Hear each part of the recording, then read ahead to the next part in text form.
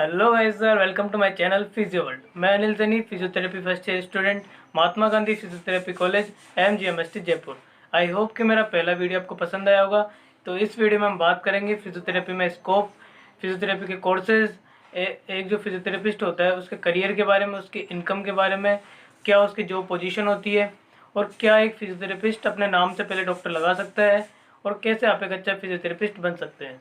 तो यार सबसे पहले हम बात करते हैं स्कोप इन फिजियोथेरेपी, जो कि डिपेंड करता है दो चीज़ों पे। First, need of society, and second, innovation. जो नीड ऑफ सोसाइटी वो डिपेंड करती है लोगों की अवेयरनेस के ऊपर कि इस चीज़ के बारे में लोग कितना अवेयर है। अगर हम बात करें अब्रॉड की, तो वहाँ पे जो फिजियोथेरेपिस्ट का करियर है, डिमांड है, उसकी इनकम है, वो बहुत ज़्यादा है, क्योंकि वहाँ के लोग, वहाँ की जो पब्लिक है वो अवेयर है फिजियोथेरेपी के बेनिफिट्स, उसके ट्रीटमेंट्स के बारे में वो जानती है अच्छे से। अब हम बात करें इंडिया की, तो यहाँ पे प्रेजेंट टाइम में पहले की अपेक्षा बहुत ज़्यादा डिमांड बढ़ी है फिजियोथेरेपिस्ट की, क्योंकि लोग अवेयर हुए हैं फिजियोथेरेपी के बारे में, इसके ट्रीटमेंट्स, इसके बेनिफिट्स के बारे में लोग जानने लगे हैं। अब अगर हम बात करें इनोवेशन की, तो इनोवेशन डिपेंड करता है एक फिजियोथेरेपिस्ट की थिंकिंग के ऊपर, उसके जो इन्वेंशन है नए नए, उसके ऊपर डिपेंड करता है कि वो किसी बीमारी को ठीक करने के लिए, उससे लड़ने, उससे ट्रीट करने के लिए वो क्या क्या नए मेथड्स, क्या क्या नए तरीके लाता है। तो ये सब डिपेंड करता है फिजियोथेरेपिस्ट के ऊपर। अब हम बात करते हैं इनकम की, कि एक फिजियोथेरेपिस्ट की कितनी इनकम होती है, कितने वो अर्न कर सकता है।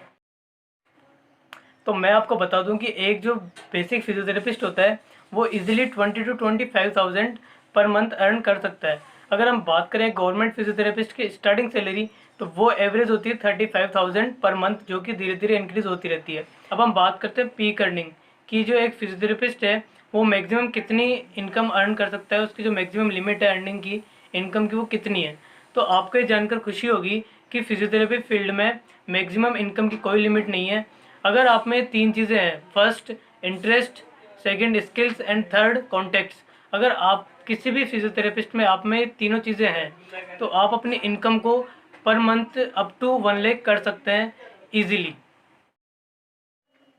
तो अब हम बात करते हैं जॉब पोजीशन की, कि एक जो फिजियोथेरेपिस्ट है वो आफ्टर बैचलर डिग्री, डिप्लोमा या फिर मास्टर डिग्री के बाद में कौन कौन सी जॉब वो कर सकता है। तो गवर्नमेंट जॉब के अलावा प्राइवेट फील्ड में ऐसे बहुत से जॉब है जो एक फिजियोथेरेपिस्ट इजीली कर सकता है।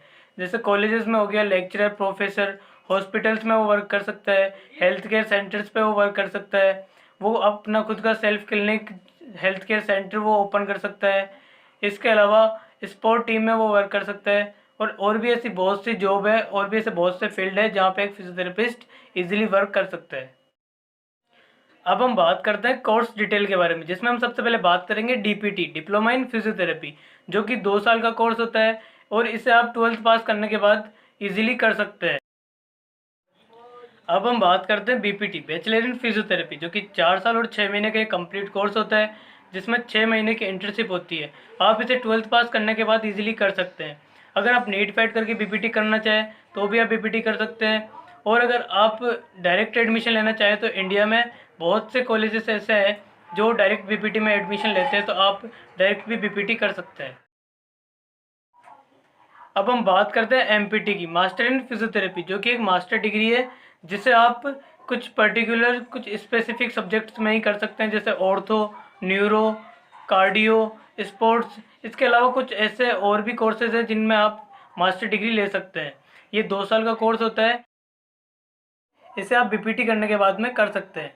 अगर आपको इन कोर्सेज के बारे में डिटेल में जानना है तो लिंक मैंने डिस्क्रिप्शन में दे रखा है, आप वहाँ जाकर इसके बारे में पढ़ सकते हैं। अब हम बात करते हैं कि क्या एक फिजियोथेरेपिस्ट अपने नाम से पहले डॉक्टर लगा सकता है। तो मैं आपको बता दूं कि एक जो फिजियोथेरेपिस्ट है वो अपने नाम से पहले डॉक्टर लगा सकता है, पर इसी के साथ उसे अपने नाम के बाद में फिजियोथेरेपिस्ट भी लिखना होगा, जिसे आप PT के रूप में लिख सकते हैं। तो यार हम बात करते हैं इस वीडियो के सबसे लास्ट टॉपिक की, कैसे आप एक अच्छा फिजियोथेरेपिस्ट बन सकते हैं। तो अगर आप कोई नया काम स्टार्ट करते हैं या फिर किसी नए फील्ड में आप ज्वाइनिंग करते हैं, तो सबसे इंपॉर्टेंट चीज़ होती है आपका इंटरेस्ट, कि आपका उस फील्ड के लिए कितना इंटरेस्ट है। अगर आपका उस फील्ड के लिए इंटरेस्ट होगा तो आप उसके अंदर कुछ नया कर पाओगे, कुछ बड़ा कर पाओगे।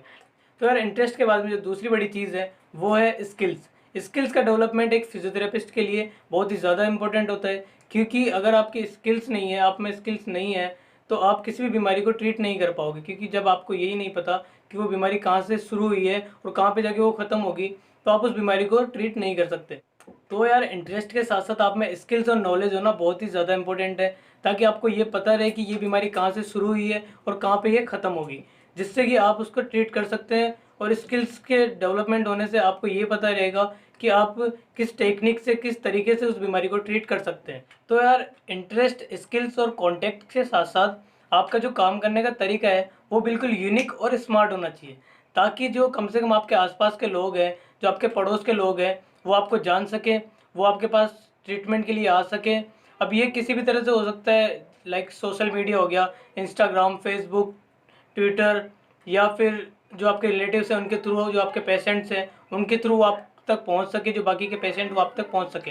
तो यार ये कुछ चीज़ें हैं जो एक फिजियोथेरेपिस्ट को एक अच्छा फिजियोथेरेपिस्ट बनने के लिए हेल्प करती है, उसका जो करियर है उसको डेवलप करने के लिए, उसके इनकम, उसके स्कोप्स को बढ़ाने के लिए काम करती है।